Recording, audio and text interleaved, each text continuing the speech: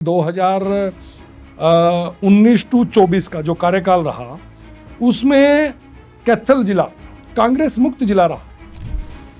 कांग्रेस का ना यहाँ से उस समय सांसद रहा जी। न उस समय उनका एक भी विधायक यहाँ से नहीं रहा। तो आज की कांग्रेस है ही नहीं, वो किसी जमाने की कांग्रेस हो चुकी है। आज उसका कार्यकर्ता कहीं पर दिखाई नहीं देता, आज जमीनी स्तर पर वो कहीं पर नहीं है। कांग्रेस के नेता और कार्यकर्ता इस बात की चर्चा करते हैं कि अब कांग्रेस पार्टी कभी नहीं आ सकती हरियाणा में और देश में। भारतीय जनता पार्टी का मंडल अध्यक्ष और काम करवाने में और कांग्रेस पार्टी का प्रदेश अध्यक्ष इक्वल है। एक विवाद हुआ था जब आपका कार्यकाल था, उसमें गुजर राजपूत विवाद हुआ था, एक मूर्ति को लेकर हुआ था। वो क्या मैटर था और आपको ज्यादा इसमें ना दोष दिया जाता है आज भी, तो असलियत क्या है? कांग्रेस ने एक भ्रम फैलाया पूरे हरियाणा के अंदर कि कांग्रेस पार्टी चुनाव जीत रही है, भूपेंद्र हुड्डा मुख्यमंत्री बनेगा और वहां तो नायब सिंह सैनी जी की स्थिति कमजोर है। किसी परिवार के अंदर जाकर के पूछो, किसी बच्चे से जाकर के पूछो, क्या आपने किसी को एक नया पैसा दिया? क्या आपने किसी के आगे, आपने, आपके पिता ने, आपके दादा ने, आपके परिवार के किसी सदस्य ने, आपके किसी रिश्तेदार ने किसी विधायक, मंत्री, सांसद के आगे हाथ जोड़े, सिफारिश के लिए गिड़गिड़ाए हो?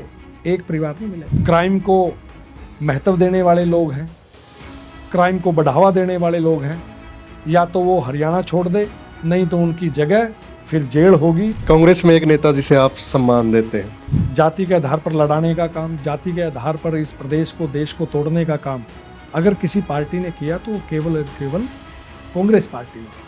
अगर राजनीति में न होते तो क्या करते? और किसान परिवार है, फिर अपना खेती करते हैं आराम से अपनी, अच्छा पोली हाउस लगाते, खीरे लगाते हैं।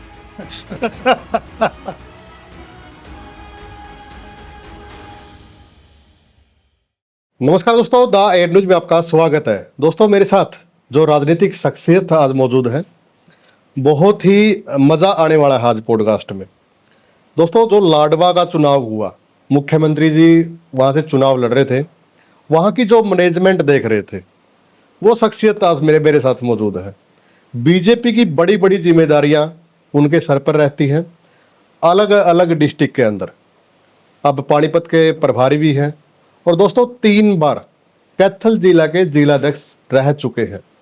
उन्होंने जब जिलाध्यक्ष थे तो ये बताया पूरे हरियाणा को कि जिलाध्यक्ष की पावर क्या होती है।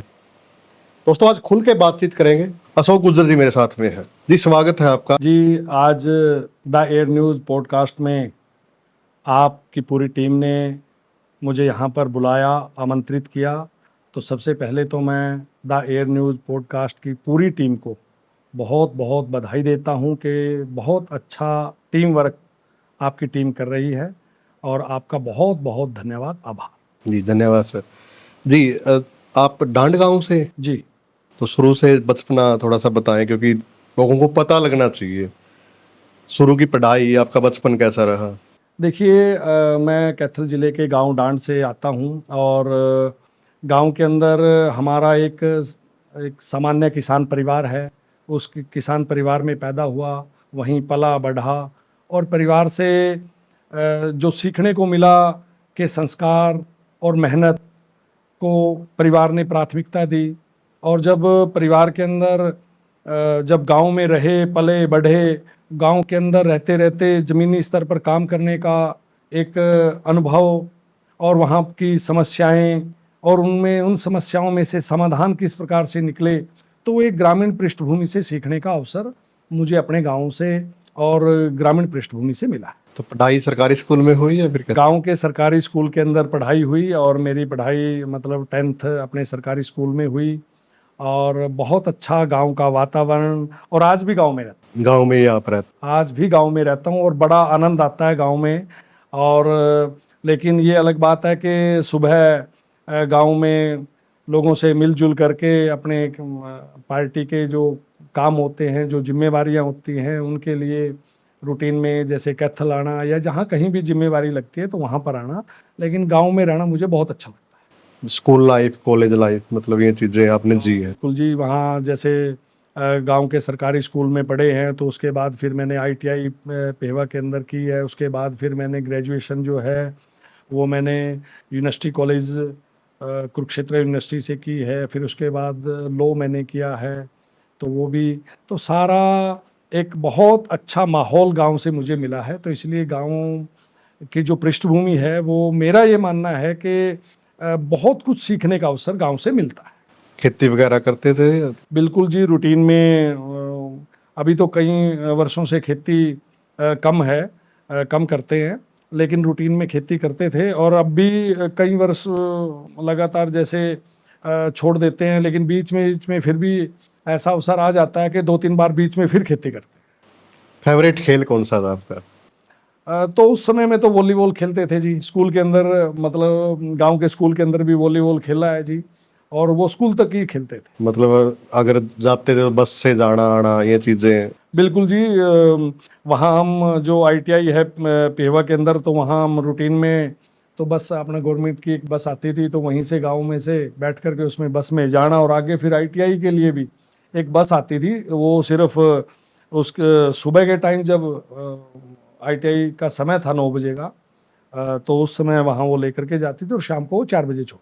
तो वो लोग आज भी साथ में, जो गांव साथ में पढ़ते थे? बिल्कुल बिल्कुल, बहुत से साथी हैं, लेकिन बहुत से ऐसे हमारे जो स्कूल के साथी हैं, यूनिवर्सिटी के साथी हैं, आज वो कोई बिजनेसमैन है, कोई गवर्नमेंट जॉब पर है, कोई अच्छी जॉब पर, बहुत अच्छी जॉब पर भी हैं, और कई मिलते भी हैं।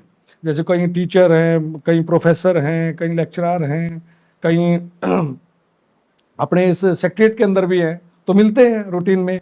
और अब मेरा अगर मैं स्वयं की बात करूं, तो अब परमात्मा ने तय किया हुआ था कि भाई हमने राजनीति की तरफ आना है, तो आज भारतीय जनता पार्टी में संगठनात्मक। अध्यक्ष जी, इससे पहले कोई जैसे जॉब भी की आपने? नहीं, इससे पहले कोई जॉब नहीं की, और बस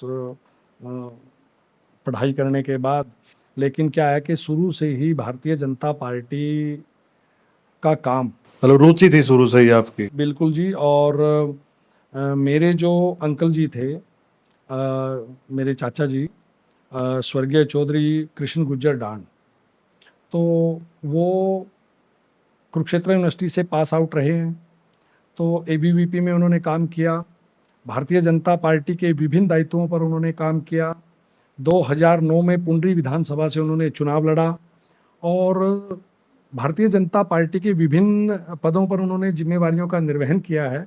तो इसीलिए बचपन से ही भारतीय जनता पार्टी के जो काम आते थे, चाहे वो उस समय में भी, लेकिन आज जैसे मंडल की रचना है, उस समय मेरे अंकल जी भी हल्का के प्रधान रहे हैं, उस समय मंडल नहीं थे, तो पार्टी के जैसे चौपाल के कार्यक्रम आते थे, या कोई रैली आती थी, और कई बार रैली आती थी ताल कटोरा स्टेडियम दिल्ली में, अटल बिहारी वाजपेयी जी की, अडवाणी जी की। तो उस समय में हम छोटे होते थे, तो गांव में बस आती थी, तो उस बस को, उसमें बस के अपने साथियों को, जो हमारे साथ के साथी थे, बच्चे थे हमारे साथ के, तो उनको लेकर के बस में उनको लेकर के जाना। तो भारतीय जनता पार्टी में जुड़ाव बचपन से ही है, बचपन से ही था? बचपन से ही भारतीय जनता पार्टी में परिवार 1980 से भी अगर बात कहें, तो जब उस समय भारतीय जनता पार्टी नहीं थी, उस समय जनसंघ थी, तो उस समय से भारतीय जनता पार्टी जब 6 अप्रैल 1980 को बनी, लेकिन उससे पहले भारतीय जनता पार्टी को अगर कहें तो जनसंघ से भारतीय जनता पार्टी निकली। हाँ। तो उसमें उस समय भी हमारे परिवार के अंदर, जनसंघ के अंदर में मेरे अंकल जी ने काम किया, एबीवीपी में काम किया, तो उस समय से जुड़ाव रहा है। तो धीरे धीरे आगे बढ़ते बढ़ते संगठन के काम करते करते बूथ की जिम्मेवारी मिली, फिर और जिम्मेवारियां मिली, फिर और मिली, तो यहाँ तक धीरे धीरे धीरे अब लगातार पार्टी के काम कर रहे हैं। तो अब की बात करें, जैसे पहली बार जिलाध्यक्ष आप बने थे कैथल से, तो फिर कैसे जानकारी मिली थी, क्या कुछ शेड्यूल होता था थोड़ा सा? देखिए, भारतीय जनता पार्टी का जिलाध्यक्ष बनना मेरे लिए एक परम सौभाग्य की बात है, मेरे लिए बड़ा एक गौरव का क्षण है, गौरव की बात है। और अपने आप पर मैं गर्व भी करता हूँ कि मैं एक, मेरे जैसे एक छोटे से सामान्य परिवार के व्यक्ति को भारतीय जनता पार्टी, जो एक राष्ट्रीय पार्टी है, एक राष्ट्रीय दल है, और उसका मुझे जिलाध्यक्ष बनाया गया। तो मेरे लिए, मैं ये मानता हूँ कि ये एक बहुत बड़े सम्मान की बात है, मेरे लिए बड़े गर्व की बात है। और इसमें जैसे मुझे ये पहली बार जिम्मेवारी मिली तो बहुत ही एक जिला अध्यक्ष का जो दायित्व है, ये एक चुनौतियों भरा दायित्व है। इसमें अपने संगठन को मजबूत करना, अपने कार्यकर्ताओं को सक्रिय रखना, सबको साथ लेकर के काम करना, और इसमें चुनौतियां हैं, लेकिन इसके साथ साथ सीखने को बहुत कुछ मिलता है। और मेरा जिलाध्यक्ष का कार्यकाल सीखने वाला भी और अनुभव से भरा हुआ कार्यकाल रहा है। ये मुझे आगे भी प्रेरणा देता है। और अगर मनदीप जी मैं बात करूं तो मेरे जिलाध्यक्ष के कार्यकाल में मैं आभार व्यक्त करता हूं कैथल जिला के तमाम कार्यकर्ताओं का। छोटे से छोटे कार्यकर्ता जो जिनके पास छोटी जिम्मेवारी थी या किसी के पास बड़ी जिम्मेवारी थी, उन्होंने इतना साथ दिया, मेरा इतना साथ दिया कि शायद मेरी उम्मीद से ज़्यादा साथ दिया। और अगर मैं ये मानूं कि मेरा जिलाध्यक्ष का कार्यकाल सफल रहा तो उसके पीछे भारतीय जनता पार्टी कैथल की टीम वर्क का सहयोग सबसे भरपूर रहा।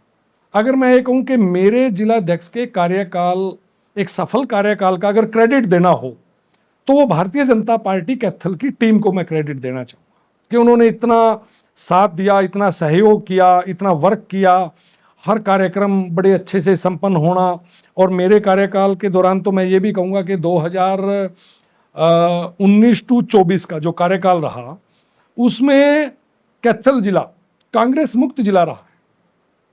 कांग्रेस का ना यहाँ से उस समय सांसद रहा जी, न उस समय उनका एक भी विधायक यहाँ से नहीं रहा। तो मैं इसको एक अपनी एक कार्यकाल की मतलब एक वेरी बिग अचीवमेंट मैं इसको मानता हूँ। जी, कांग्रेस मुक्त आपने किया है 19 से 24 का कार्यकाल। मतलब मैं नहीं कहूँगा कि मैंने किया है, भारतीय जनता पार्टी के संगठन ने, भारतीय जनता पार्टी की कैथल की टीम ने जनता जनार्दन के आशीर्वाद से उसको कांग्रेस मुक्त इस कैथल जिले को किया। तो लगभग जो कार्यकाल है लंबा भी आपका ही रहा अब तक? हाँ जी, नहीं, मेरे से पहले भी कार्यकाल लंबा रहा है। हमारे बहुत ही सम्मानित हमारे जिलाध्यक्ष रहे हैं श्रीमान अमरनाथ भगत जी, जो अब वयोवृद्ध अवस्था में ही है। और रवि भूषण जी का भी कार्यकाल लंबा रहा है। और हमारे जिलाध्यक्ष रहे हैं आदरणीय स्वर्गीय माईलाल सैनी जी, उनका भी कार्यकाल लंबा रहा। चुनौतियां क्या कुछ होती हैं जिलाध्यक्ष को, क्या क्या चुनौतियों का सामना करना पड़ता है? देखिए, भारतीय जनता पार्टी एक ऐसी पार्टी है जो निरंतर जनता के बीच में रहती है और निरंतर अपने संगठन के कार्यक्रमों को लेकर के हमेशा क्रियाशील रहती है। ये अन्य पार्टियों की तरह नहीं है कि आज कोई कार्यक्रम संपन्न हो गया 6 महीने के बाद आएगा, या कोई चुनाव आज संपन्न हो गया तो 5 साल के बाद हम जनता के बीच में जाएंगे। तो भारतीय जनता पार्टी एक ऐसी पार्टी है, यहाँ निरंतर संगठन के कार्यक्रम एक सतत प्रक्रिया के साथ चलते रहते हैं। चाहे चुनाव आज हमारा नगर पालिका का संपन्न हो गया, नगर परिषद का हो गया, नगर निगम का हो गया, विधानसभा के हो गए, लोकसभा के हो गए, लेकिन उस चुनाव के तुरंत बाद भारतीय जनता पार्टी का कार्यकर्ता निरंतर संगठनात्मक कार्यक्रमों में निरंतर क्रियाशील रहता है। जैसे चाहे पौधारोपण की बात हो, चाहे ब्लड डोनेशन कैंप की बात हो, चाहे डॉक्टर श्यामा प्रसाद मुखर्जी के बलिदान दिवस की बात हो, चाहे पंडित दीनदयाल उपाध्याय जी के जन्म दिवस की बात हो, चाहे उनके समर्पण दिवस की बात हो, चाहे डॉक्टर भीमराव अंबेडकर जी के परिनिर्माण दिवस की बात हो, चाहे भारतीय जनता पार्टी के स्थापना दिवस 6 अप्रैल की बात हो, चाहे डॉक्टर मंगल सेन जी के जन्म दिवस की बात हो, चाहे अटल बिहारी वाजपेयी जी के सुशासन दिवस की बात हो, और चाहे जनता के बीच में जाकर के लोगों की जो समस्याएं हैं, जो करंट की समस्याएं आती हैं, उसमें भारतीय जनता पार्टी का कार्यकर्ता भारतीय जनता पार्टी की सरकार के साथ कदम से कदम मिला करके काम करता है। तो इसीलिए जिलाध्यक्ष का पद भी बड़ा चुनौतीपूर्ण होता है कि हर रोज के कार्यक्रमों में अपने कार्यकर्ताओं को सक्रिय रखना, एक्टिव रखना।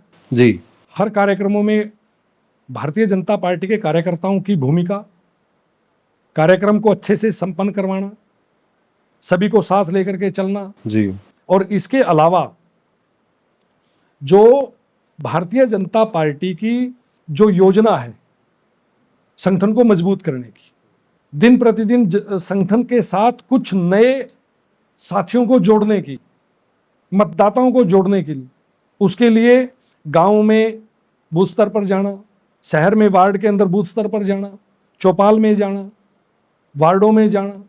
तो ये एक भारतीय जनता पार्टी के जिलाध्यक्ष के लिए चुनौतीपूर्ण काम रहता है, लेकिन उसको ताकत मिलती है कार्यकर्ताओं से।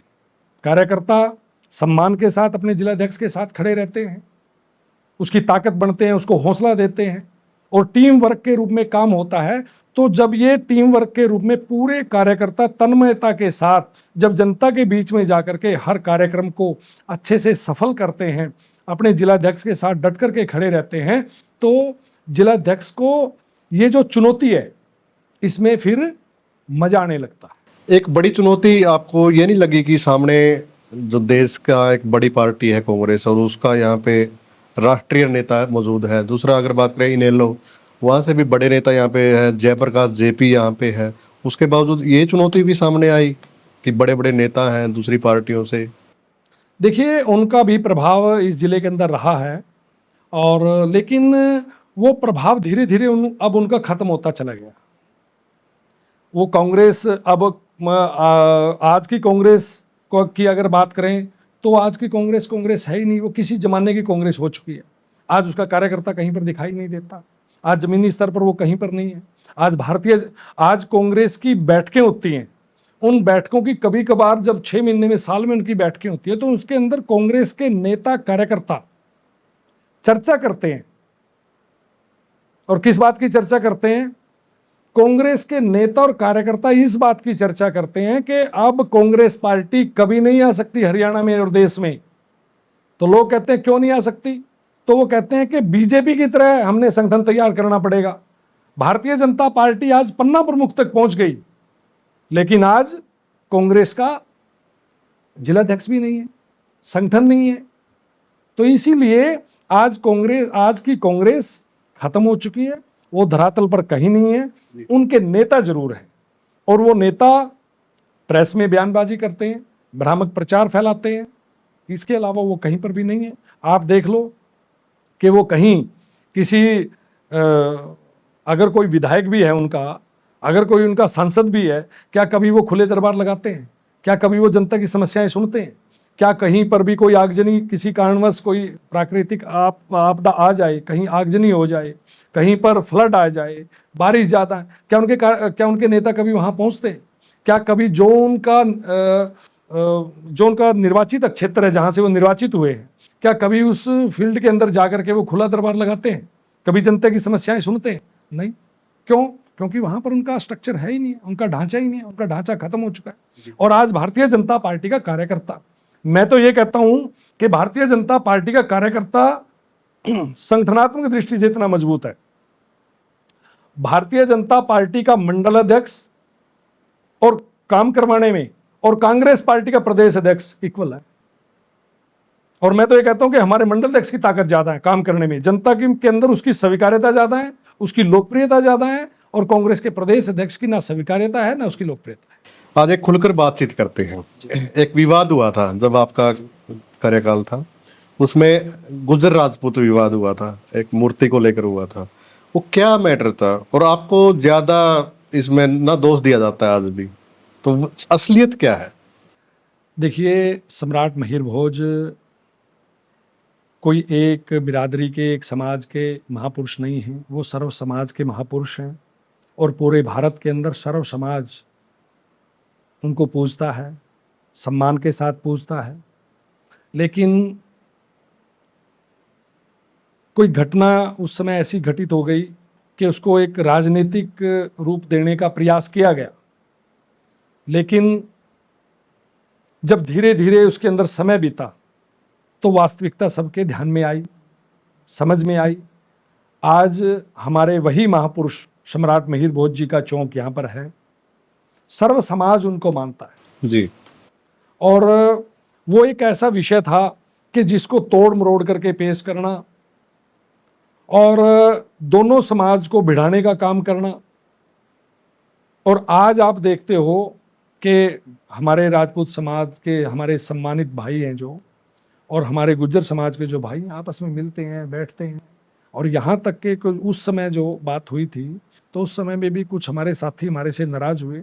आज आप देखते हो कि वो व्यक्तिगत तौर पर भी, पार्टी की विचारधारा के तौर पर भी वो मुझसे मिलने आते हैं, मैं उनसे मिलने जाता हूं। और हमारा राजपूत समाज का और गुज्जर समाज का भाईचारा आज भी चट्टान की तरह मजबूत है। मतलब कुछ मिसअंडरस्टैंडिंग हुई है, वो सुलझा ली गई। मिसअंडरस्टैंडिंग वो उस समय हुई, और उसको, क्योंकि 2023 की बात है और 24 में चुनाव होने थे, तो इसको एक चुनावी रूप देने का काम किया गया।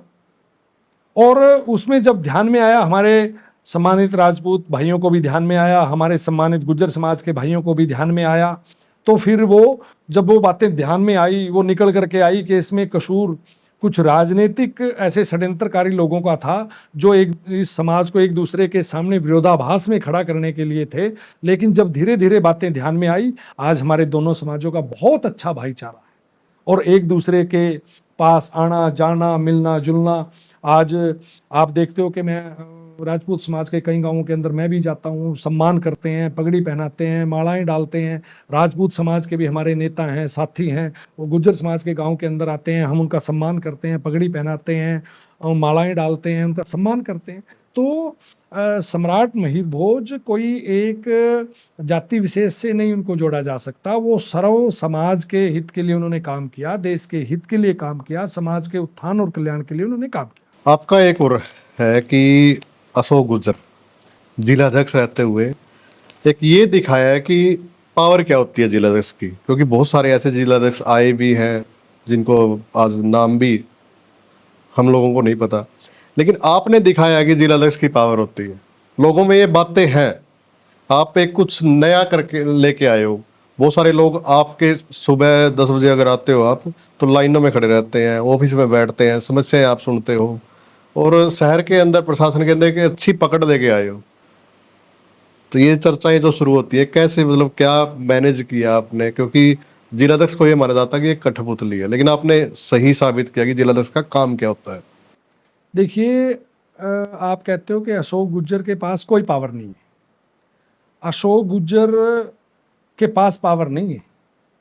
जिला अध्यक्ष की एक प्रतिष्ठा है, और वो केवल अन्य दलों में नहीं है, भारतीय जनता पार्टी में उसका जिलाध्यक्ष का सम्मान है। और भारतीय जनता पार्टी में अध्यक्षीय प्रणाली है। अगर हम किसी जिले की बात करें, उस जिले के अंदर हमारा जो जिलाध्यक्ष है वो पार्टी के सभी कार्यक्रमों की रूपरेखा तैयार करता है। जो प्रदेश नेतृत्व से, केंद्रीय नेतृत्व से कार्यक्रम आते हैं, हमारे मंत्रीगण का यहाँ पर आना होता है, माननीय मुख्यमंत्री जी का यहाँ पर आना होता है, माननीय केंद्रीय मंत्रीगणों का यहाँ पर आना होता है, या भारतीय जनता पार्टी के माननीय प्रदेश अध्यक्ष जी का आना होता है, राष्ट्रीय नेताओं का यहाँ पर आना होता है, तो उसमें जो भी गाइडलाइन, जो भी दिशा निर्देश उस जिले के अंदर मिलते हैं वो हमें जिलाध्यक्ष के माध्यम से मिलते हैं।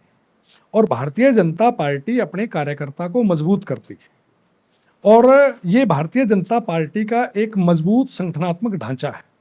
और इसके अंदर हम सब जिला अध्यक्ष के नेतृत्व में उस जिले में काम करते हैं। हाँ। आज हमारे जिले के अंदर, अगर मैं कैथल जिले की बात करूं, तो हमारी बड़ी बहन ज्योति सैनी जी यहाँ पर जिलाध्यक्ष हैं। तो आज हम, चाहे मैं प्रदेश में किसी स्थान पर मेरी जिम्मेवारी हो, हाँ। या मेरी बूथ स्तर पर कोई भी जिम्मेवारी हो, लेकिन मैं अपने जिलाध्यक्ष के नेतृत्व में इस जिले में काम करता हूँ। और ये भारतीय जनता पार्टी की एक खूबसूरती है कि संगठन की ताकत क्या है, तो उस ताकत के साथ हमारे जो जिलाध्यक्ष हैं उनका काम और उनकी जो कार्य योजना है, जो वो सब एक जिले की टीम के साथ मिल बैठ करके जो तय करते हैं, उसी के ऊपर भारतीय जनता पार्टी कैथल जिले की अगर मैं बात करूं, अगर यहाँ के जिला की बात करूं, तो इस जिले के अंदर भी जो हमारे जिलाध्यक्ष से हमें गाइडलाइंस मिलती है, पार्टी के कार्यक्रमों की रूपरेखा ऊपर से तैयार होकर के जो हमें मिलती है, हम उसी के ऊपर काम करते हैं। और भारतीय जनता पार्टी का जिलाध्यक्ष एक मजबूती के साथ संगठन को और अधिक मजबूत करने का काम करता है, कार्यकर्ताओं को सक्रिय रखता है, कार्यकर्ताओं को विभिन्न काम देता है। और जो भी हमारे अभियान आते हैं, चाहे वो पौधारोपण का अभियान है या इस प्रकार के अन्य बहुत से अभियान आते हैं, उसमें किसी न किसी एक कार्यकर्ता को प्रमुख जिम्मेवारी दे करके उसमें उसकी ड्यूटियां सौंप करके इस प्रकार से पूरे कार्यक्रमों को क्रियान्वयन करने का काम, अगर सेंटर फिगर की जिले में बात की जाए तो वो हमारा जिलाध्यक्ष है। तो इसीलिए, और ये केवल भारतीय जनता पार्टी में है। इसी प्रकार मंडल के अंदर हमारा मंडल का अध्यक्ष है, शक्ति केंद्र पर हमारा एक शक्ति केंद्र प्रमुख है, बूथ के अंदर हमारा एक बूथ का अध्यक्ष है। तो इसी प्रकार से सभी हमारे जो जिलाध्यक्ष हैं बड़ी मजबूती के साथ संगठनात्मक दृष्टि से अपने अपने जिले को मजबूत करने का काम कर रहे हैं। और हमारी जो नायब सरकार है, मोदी सरकार है, उसकी जो योजनाएं हैं वो प्रशासन के साथ मिलकर के भी काम करते हैं।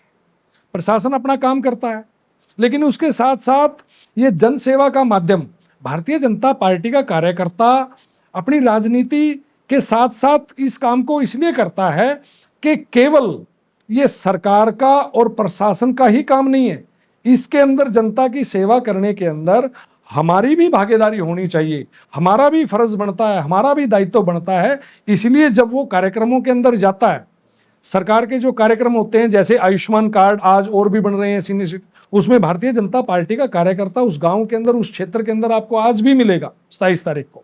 वो इसलिए मिलेगा कि आज वो बहुत से ऐसे परिवार हैं जिनको जानकारी नहीं हो, उन तक जानकारी पहुंचाता है।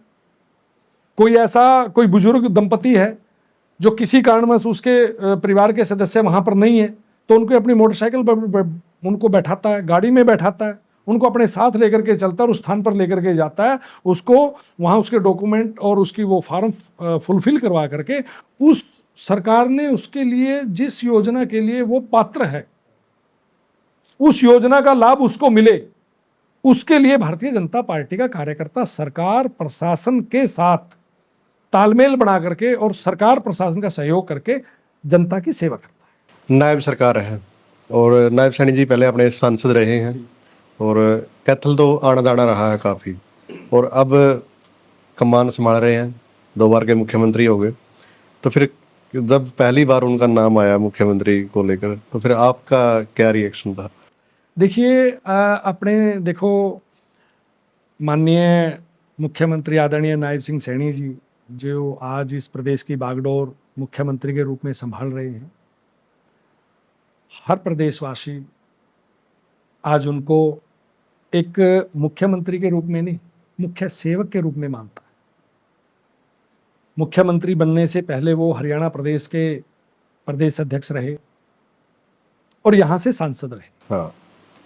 तो आपने यहाँ की बात की है, तो यहाँ इस जिले के अंदर उनके सांसद होने का जो कार्यकाल है, जब वो एमपी थे यहाँ से 2019 टू 24, हाँ।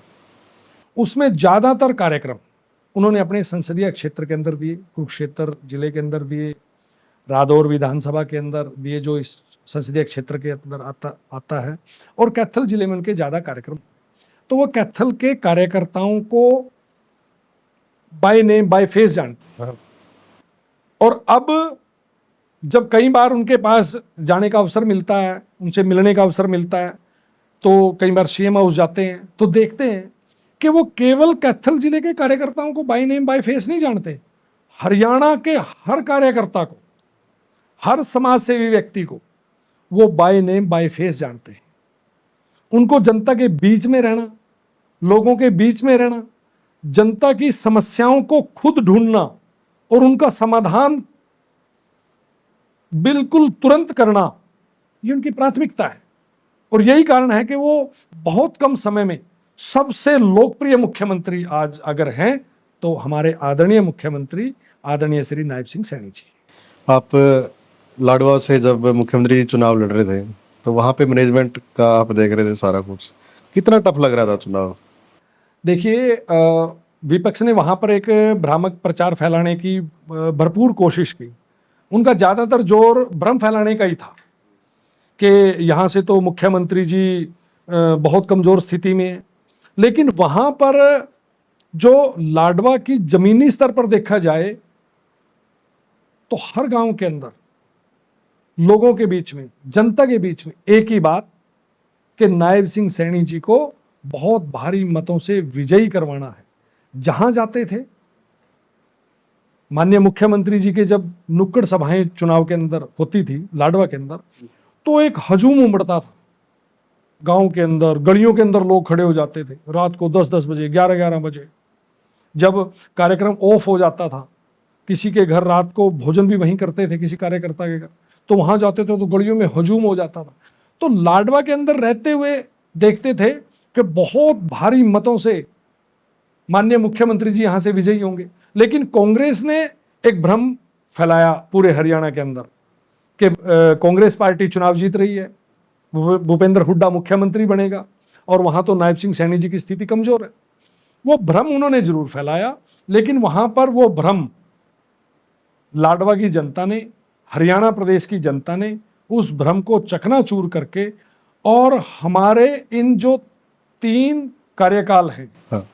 2014 का, 2019 का और अब ये 2024 का कार्यकाल, सबसे बड़ा मैंडेट तीसरी बार माननीय मुख्यमंत्री श्री नायब सिंह सैनी जी के नेतृत्व में और भारतीय जनता पार्टी के हमारे प्रदेश अध्यक्ष आदरणीय श्री मनोहर लाल बडोली जी के नेतृत्व में, और मोदी जी की नीतियां और हमारे जेपी नड्डा जी जो हमारे राष्ट्रीय अध्यक्ष हैं, उनका जो संगठनात्मक ढांचा भारतीय जनता पार्टी का है, उसने जब मिलजुल करके काम किया और जब जनता का आशीर्वाद मिला, तो सबसे बड़ा मैंडेट हमारे इन 3 कार्यकालों में सबसे बड़ा मैंडेट 2024 के अंदर मिला। जी। 48 सीटें हमारी आई और बड़ी मजबूत सरकार, नायब सरकार आज इस प्रदेश की सेवा कर रही है।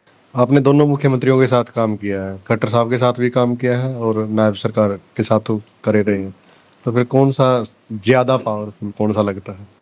देखिए, दोनों हमारे जो हमारे नेता हैं, दोनों ही हमारे आदर्श हैं।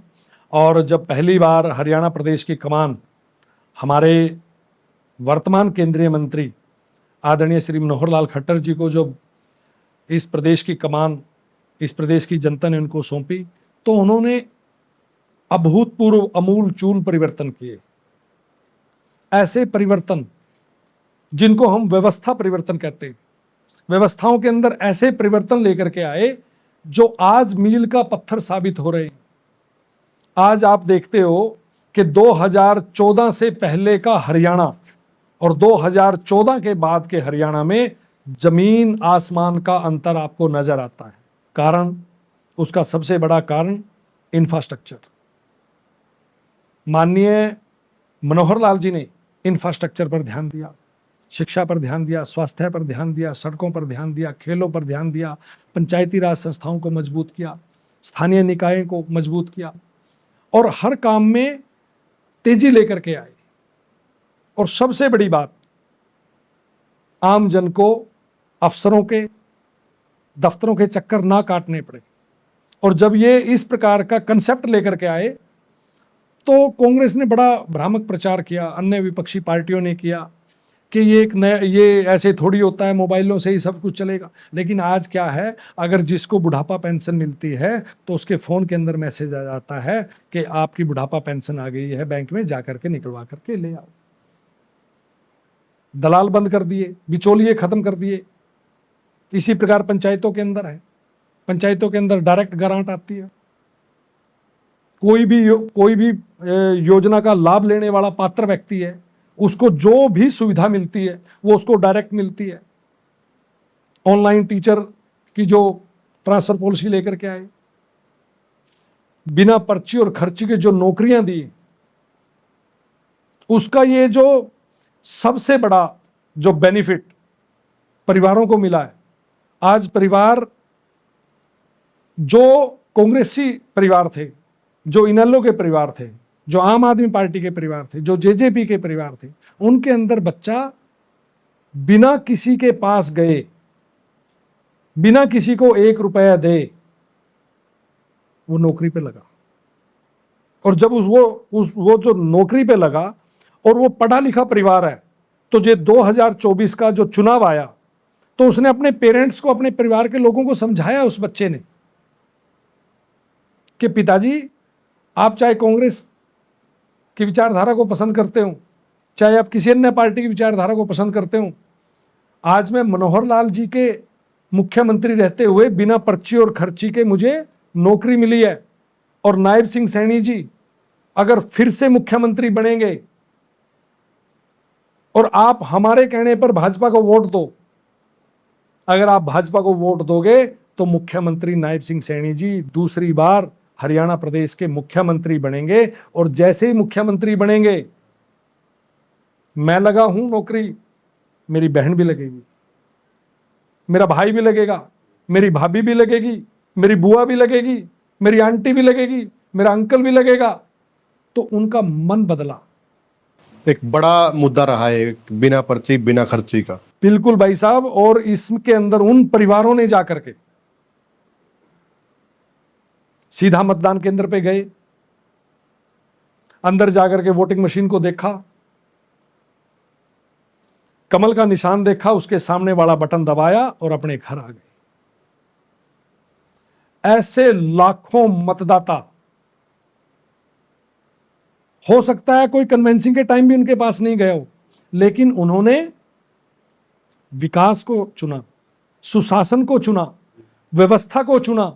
और उसी का रिजल्ट है कि जैसे ही मुख्यमंत्री के रूप में हमारे माननीय नायब सिंह सैनी जी ने दूसरी बार मुख्यमंत्री पद की शपथ ली, उन्होंने तुरंत लगभग 25,000 युवाओं को तुरंत एक बटन दबा करके उनको सरकारी नौकरी देने का काम किया, जो हरियाणा के इतिहास में सबसे बड़ा और सबसे निष्पक्ष और सबसे पारदर्शी और इतिहास के अंदर सबसे बड़ा काम है रोजगार के रूप में। ये आ रहा था कि हर जगह एक वेव बन रही थी कि कांग्रेस आ रही है, कांग्रेस आ रही है, लेकिन एक बड़ा मुद्दा मैं कहूंगा कि अंदर करंट जो था वो बिना खर्ची बिना पर्ची का ही था। बिल्कुल भाई साहब, बिल्कुल। लोगों ने इस बात को सराहा है कि उनके पिताजी को, उनके दादाजी को मंत्रियों के चक्कर काटने पड़ते थे, विधायकों के चक्कर काटने पड़ते थे, सांसदों के चक्कर काटने पड़ते थे, किसी पड़ोसी को लेकर के जाते, या कोई वहाँ का कोई बड़ा कार्यकर्ता था उसको लेकर के जाते, 10-10 बार जाते, 20-20 बार जाते, कई बार तो पार्टी फंड के नाम पर बड़ी बड़ी अटैची दे करके आनी पड़ती थी, तब जा करके एक बच्चा लगता था उनका। और एक बच्चा लगने के बावजूद फिर 10-15 साल तक कोई नहीं लगता था। लेकिन आज एक ही घर से अगर 3 बेटे हैं, तीनों लगते हैं, 3 बेटियां हैं तो तीनों लगती हैं। अगर उनके अंदर मेरिट के अंदर वो आते हैं, उनके अंदर पढ़ाई लिखाई में वो अव्वल हैं, तो उनको किसी के पास जाने की जरूरत नहीं।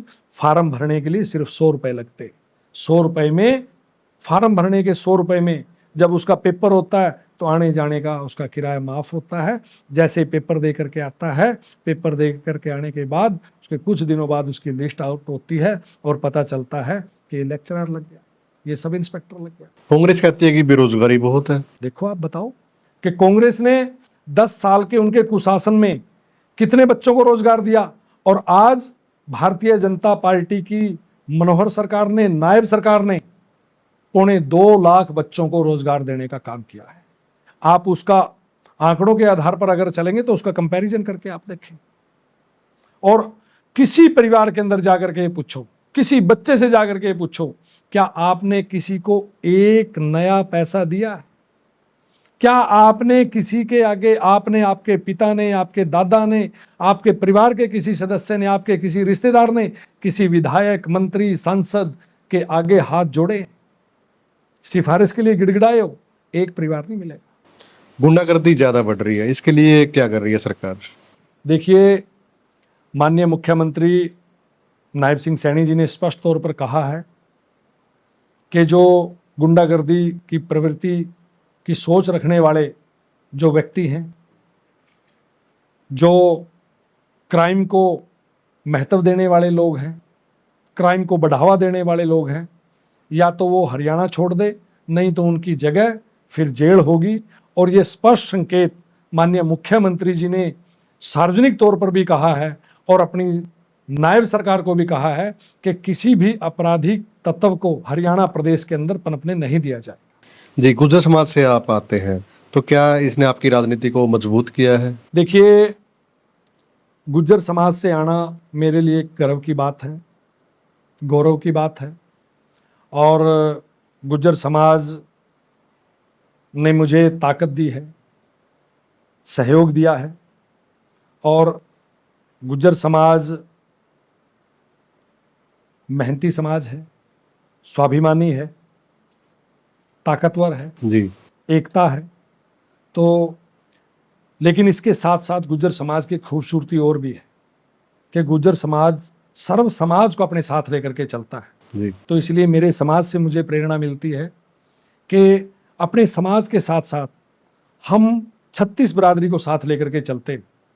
और जहां मुझे अपने समाज से मुझे सहयोग मिला, आशीर्वाद मिला, तो 36 बिरादरी का भी सहयोग आज मुझे मिलता है। मैं अन्य समाज के कार्यक्रमों में जाने का अवसर मिलता है, बुलाते हैं, इनवाइट करते हैं, सम्मान करते हैं, मैं उनका आभार भी व्यक्त करता हूं, धन्यवाद भी करता हूं और अपने समाज का भी आभार व्यक्त करता हूं कि वो समय समय पर ताकत भी देते हैं। तो जातीय समीकरण भी एक अहम रोल होता है जी चुनाव के समय।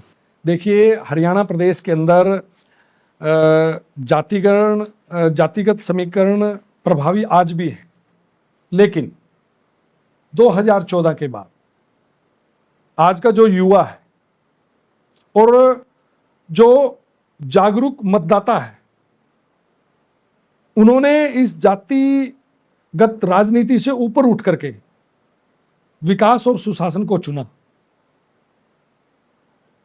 और उसी का परिणाम है कि आज हरियाणा प्रदेश के अंदर जातिगत हैवी तो है, लेकिन धीरे धीरे उसका प्रभाव कम होता हुआ आपको आने वाले वर्षों में भी दिखाई देगा। मतलब बदलाव होगा पक्का, क्योंकि माननीय हमारे केंद्रीय मंत्री जो उस समय हमारे मुख्यमंत्री थे मनोहर लाल जी, उन्होंने कहा था हरियाणा एक हरियाणवी एक, और उन्होंने पूरे हरियाणा का चहुमुखी विकास समान रूप से किया। उन्हीं के पद चिन्हों पर चलते हुए आज हमारे माननीय मुख्यमंत्री श्री नायब सिंह सैनी जी समान रूप से सभी का विकास करवा रहे हैं। उनके लिए जातिवादी की राजनीति जो हरियाणा के अंदर 2014 से पहले थी, उसको छोड़ करके आज वो सर्व समाज के लिए, 36 बिरादरी के लिए आज उनके मन में सम्मान है और सभी का वो आदर करते हैं। बीजेपी में संगठन की कहते हैं कि ज्यादा चलती है, स्थानीय नेताओं की बजाय संगठन की ज्यादा चलती है, कुछ ऐसा है? देखिए, भारतीय जनता पार्टी का संगठन बहुत मजबूत है। अन्य विपक्षी पार्टियां भी सोचती हैं कि हमारी पार्टी का संगठन भी भारतीय जनता पार्टी की तरह मजबूत हो, लेकिन यहां तक आने में उनको वर्षों वर्षों वर्षों लगेंगे। उसका कारण भी सबसे बड़ा ये है कि ये संगठन कोई एक दिन में खड़ा नहीं हुआ।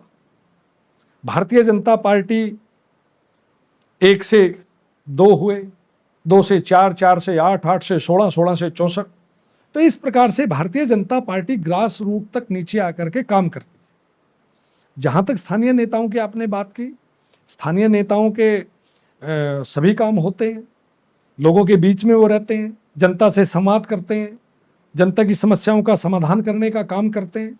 देखिए, हो सकता है किसी कारणवश सभी काम ना हो पाए, क्योंकि कई कामों के अंदर टेक्निकल इशू भी होते हैं जी। लेकिन स्थानीय हमारे जो नेता हैं सभी प्रभावी हैं, अच्छा काम करते हैं, जनता के बीच में रहते हैं, जनता की समस्याएं सुनते हैं और जनता से सीधा संवाद स्थापित करते हैं। तो गुटबाजी होती है जी या नहीं संगठन में? देखिए, भारतीय जनता पार्टी में विचारधारा है, संगठन है, नेतृत्व है, तो यहां पर गुटबाजी का ऐसा कोई सवाल नहीं है। लेकिन देखिए, फिर भी मैं यहां पर खुल करके कहूंगा कि छोटे मोटे इश्यूज होते हैं, वो व्यक्तिगत कारणों से हो सकते हैं, लेकिन पार्टी की विचारधारा पर नहीं है। पार्टी की विचारधारा पर सभी एकमत है और यही भारतीय जनता पार्टी की खूबसूरती है और यही भारतीय जनता पार्टी के संगठन की ताकत है। बहुत सारे जो बच्चे हैं वो बाहर जा रहे हैं विदेशों में रोजगार के लिए, तो इसके लिए कुछ चिंतन चलता है पार्टी के अंदर, कैसे रोका जाए इनको? क्योंकि कहीं तो जी गांव के गांव खाली हो गए हैं, तो कुछ हुआ मंथन है ऐसा कुछ?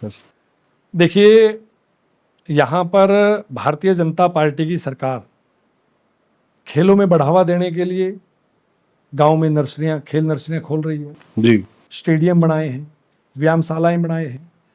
हरियाणा पूरे देश के अंदर जितने देश को मेडल मिलते हैं खेलों के अंदर, उसमें हरियाणा के मेडल सबसे ज़्यादा होते हैं, क्योंकि उन्होंने एक ऐसा एनवायरनमेंट हमारी नायब सरकार ने, मनोहर सरकार ने तय कर दिया कि बच्चों को यहीं रोजगार के अवसर अनेक उपलब्ध है। अब रोजगार देने की बात करें तो रोजगार के अंदर जैसे मैं जिक्र करके अभी हटा हूं कि योग्यता के आधार पर नौकरी, बिना पर्ची, बिना खर्ची के। और इसके लिए हमारी भारतीय जनता पार्टी की सरकार ने हर गांव के अंदर लाइब्रेरियां खोल दी, ई लाइब्रेरी, वहां पर बच्चे जाते हैं। जैसे अपना काकोद गांव है, डीग गांव है, वहां पर गवर्नमेंट ने तो लाइब्रेरी खोली, वहां के बच्चे इतने ज़्यादा संख्या में गवर्नमेंट जॉब पर लगे, लगभग 300 के करीब बच्चे काकोद गांव के अंदर लगे, 450 के करीब बच्चे डीग गांव के अंदर लगे। ये अपने आप में एक मिसाल है। तो रोजगार के अवसर बहुत से यहाँ भी हैं। और यहाँ तो skill India, startup India, stand up India, इसके लिए भारतीय जनता पार्टी की मोदी सरकार और हरियाणा की नायब सरकार काम कर रही है कि बच्चे अपने स्किल के अंदर और निखार लेकर के आएँ। और जब वो निखार लेकर के आएंगे, उनको रोजगार के अवसर हरियाणा प्रदेश के अंदर ही हैं, इस भारत के अंदर ही हैं, इस देश के अंदर ही हैं। तो निश्चित तौर पर मेरा सभी युवाओं से ये अपील भी रहेगी कि वो अपने स्किल को और ज़्यादा निखारें और यहीं रोजगार के अवसर हमारी मोदी सरकार और नायब सरकार उनको उपलब्ध करवाने का काम करें। जाट नॉन जाट पे क्या कुछ मतलब मेन मुद्दा रहता है ये चुनाव को लेकर, आप इसको कैसे देखते हैं? जैसे नायब सिंह सैनी की सरकार है तो जाट नॉन जाट का मुद्दा अब भी ऐसे ही सक्रिय है? देखिए, भारतीय जनता पार्टी की सरकार और भारतीय जनता पार्टी का संगठन जातिवाद पर कभी भी राजनीति नहीं करता। हाँ। राजनीति, जो जाति की राजनीति करते हैं, जाति के आधार पर लड़ाने का काम, जाति के आधार पर इस प्रदेश को, देश को तोड़ने का काम अगर किसी पार्टी ने किया तो केवल और केवल कांग्रेस पार्टी ने किया। आज नायब सिंह सैनी जी हमारे मुख्यमंत्री हैं, वो जातिवादी से ऊपर उठ करके आज चहुमुखी विकास, 90 के 90 हलकों का विकास समान रूप से करवा रहे हैं। और वो आपने देखा होगा कि आपने जाट और नॉन जाट की बात आपने कही, आज जो हमारे हरियाणा प्रदेश के अंदर जो जाट बाहुल्य क्षेत्र है, जहाँ पर खाप है, वो सभी खाप आज माननीय मुख्यमंत्री जी को बुला करके उनका सम्मान कर रही हैं। और माननीय मुख्यमंत्री जी भी सभी खापों को बुला करके सीएम हाउस में उनका सम्मान कर रहे हैं, उनके साथ भोजन कर रहे हैं, उनके साथ मिल रहे हैं, उनकी समस्याएं सुनते हैं और उनके जो खापों की जो समस्याएं, जो दिक्कतें, परेशानी उनको आती हैं, उनका समाधान करने के लिए तुरंत तत्पर कार्रवाई करते हैं। तो इसलिए जाट और नॉन जाट की राजनीति विपक्षी पार्टियों द्वारा फैलाई गई है। हमारे माननीय मुख्यमंत्री आदरणीय नायब सिंह सैनी जी जाति पाति से ऊपर उठ करके सभी 36 बिरादरियों का समान रूप से सबका आदर करते हैं, सम्मान करते हैं। और आज वो सर्व समाज के और 36 बिरादरी के अंदर सबसे लोकप्रिय मुख्यमंत्री अगर कोई हैं तो वो हमारे वर्तमान मुख्यमंत्री आदरणीय नायब सिंह सैनी जी। परिवार को टाइम दे पाते हो जी? देखिए, जब शुरू में बचपन में भारतीय जनता पार्टी के लोकसभा, विधानसभा के चुनाव आते थे, तो अगर मैं 1996 की बात करूं तो उसमें भारतीय जनता पार्टी और हरियाणा विकास पार्टी, जो बंसीलाल की उसमें पार्टी थी, तो उसका समझौता था। तो उसके मुझे ध्यान है, स्टिकर लेकर के बिजली के खंभों पर चिपकाना, दीवारों पर चिपकाना, किसी के दरवाजे पे चिपकाना, झंडे लगाना, ये काम करते थे। तब इतना नहीं पता था, धीरे धीरे और सक्रिय हो गए राजनीति में आते आते आते जी। और काम करते करते करते अब जिम्मेवारियां मिलती हैं तो राजनीतिक व्यक्ति को समय निकालना पड़ता है। तो निश्चित तौर पर मैं अपने परिवार के लिए समय निकालता हूं और परिवार को भी पूरा समय देता हूं और समय देना भी चाहिए, क्योंकि परिवार के सदस्यों से ताकत मिलती है, प्रेरणा मिलती है। और उस एनर्जी के साथ, जो एनर्जी परिवार के सदस्यों से मिलती है, उस एनर्जी से आप बाहर फील्ड में आकर के अपने संगठन के लिए और ज़्यादा तेज गति से काम करोगे। तो निश्चित तौर पर मैं राजनीतिक जीवन के इन भागदौड़ के समय में से समय निकाल करके परिवार को पूरा समय देता हूं। क्या कभी ऐसा हुआ कि ये लगा हो कि अब तो बहुत हो गया यार? नहीं भाई साहब, ऐसा तो कभी लगा नहीं है, ना ऐसा कोई दिन आया। लेकिन ऐसा जरूर लगता है कि शायद कुछ कम किया होगा आज। ये जरूर लगता है कि शायद कुछ आज कम किया होगा। ऐसा कभी नहीं लगा कि बहुत हो गया। अब भी भारतीय जनता पार्टी में अब भी बहुत कुछ भारतीय जनता पार्टी के संगठन से सीखा है। बहुत अनुभव भारतीय जनता पार्टी से मिला है और अब भी यही लालसा रहती है कि अब भी बहुत कुछ सीखना बाकी है। अब भी बहुत अनुभव की जरूरत है और वो अनुभव भारतीय जनता पार्टी के संगठन से, भारतीय जनता पार्टी के कार्यक्रमों से मिलेगा। तो इसलिए भारतीय जनता पार्टी के कार्यक्रमों में और गति से काम करें, ये ललक आज भी है। एक अच्छा नेता बनने के लिए 3 गुणों की सबसे ज्यादा जरूरत कौन कौन सी है? जैसे सुनने की कला, धैर्य, ईमानदारी से टीम वर्क करना। देखो, नेता के लिए जनता के बीच में रह करके मेहनत करना, धैर्य को बनाए रखना, अपने संगठन और नेतृत्व पर विश्वास, इन तीनों का मिश्रण एक सफल नेता बनने के लिए बहुत जरूरी है। जी, जब कोई कार्यकर्ता आपके सामने आता है, कोई कुछ भी काम लेके आता है और आप वो काम नहीं हो पाता, तो फिर क्या महसूस होता है? देखिए, चाहे भारतीय जनता पार्टी का कार्यकर्ता है या कोई आमजन है, जब कोई वो अपने काम लेकर के आता है तो प्रयास ये रहता है कि उसका काम किया जाए और उसका काम करने का हम प्रयास करते भी हैं। और मनदीप भाई, मोस्टली काम, मैं मानता हूं कि मोस्टली काम होते हैं, बिल्कुल होते हैं। जी। लेकिन किसी कारणवश अगर कोई काम रह भी जाता है तो देखो, थोड़ा फील हमें भी होता है कि कोई 20 किलोमीटर से चलकर, कोई 30 किलोमीटर से चल करके हमारे पास आया और हमने उसके लिए फ़ोन किया और वो काम नहीं हो पाया। फिर हम उसके दुख होता है, इस बात का फील होता है, लेकिन उसके हम उसकी बैकग्राउंड पे जाते हैं कि इसका रीज़न क्या है, उसके रीज़न पे जाते हैं कि ये किस कारण नहीं हो पाया। तो फिर जब हम उसके बाद उसके रीज़न पर जाते हैं तो बात करते हैं दोबारा, तो पता चलता है कि उसके अंदर कोई ना कोई टेक्निकल इशू होता है। तो उसके अंदर वो हमारे प्रशासनिक अधिकारी की भी मजबूरी होती है और हमारी भी होती है। तो इस कारण कई बार काम छूट जाता है, लेकिन फील जरूर होता है कि काम जरूर होना चाहिए। रैपिड फायर सवाल है, ये कॉमेडी टाइप है थोड़े से। बीजेपी या आरएसएस? दोनों।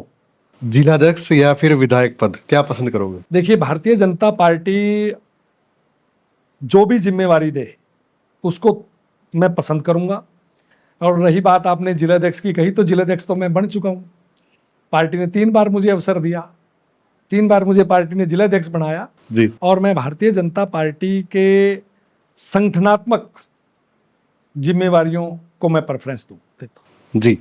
पार्टी का सबसे प्रेरणादायक नेता?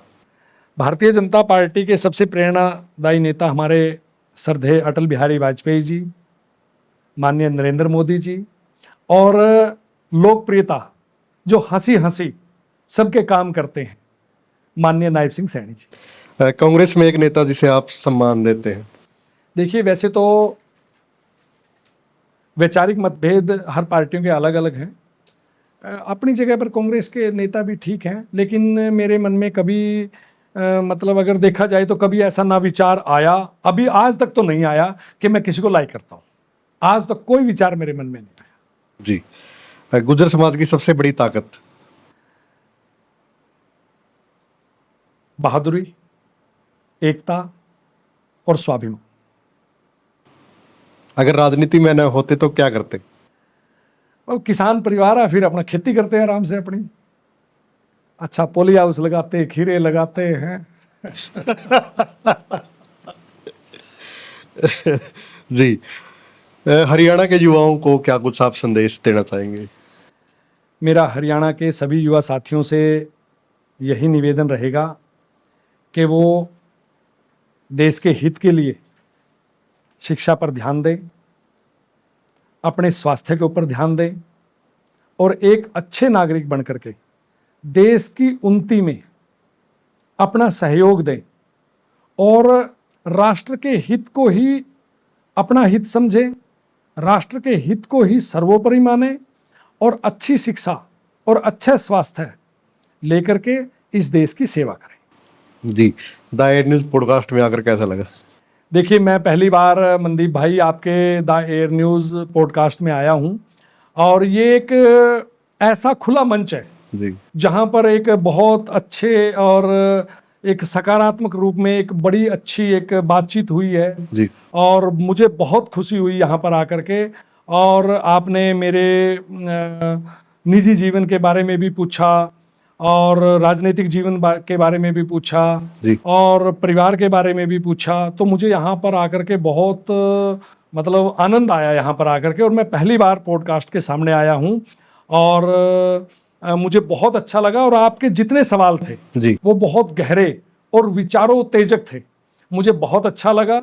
और मैं उम्मीद करता हूँ कि आपका ये चैनल दिन प्रतिदिन उन्नति करे, तरक्की करें। और मुझे लगता है कि मेरे इन आपके साथ सवाल जवाब से जी, जो आपके जो दर्शक हैं जो इसको देखेंगे उनको भी आनंद आएगा जी, बिल्कुल। और एक जिज्ञासा भी पैदा होगी। जी। तो एक बार पुनः आप सबका बहुत बहुत धन्यवाद, आभार। धन्यवाद सर बातचीत करने के लिए और ये कीमती समय हमें देने के लिए। थैंक यू भाई साहब। तो भाई आज बातचीत हुई है और एक मोटिवेशन भी हम इसको कह सकते हैं कि एक किसानी से लेकर जिसका कोई इतना राजनीतिक बैकग्राउंड नहीं है और अच्छे अच्छे पदों पे काम कर रहे हैं बहुत सारे नेता, और नेताजी का उदाहरण आपके सामने है।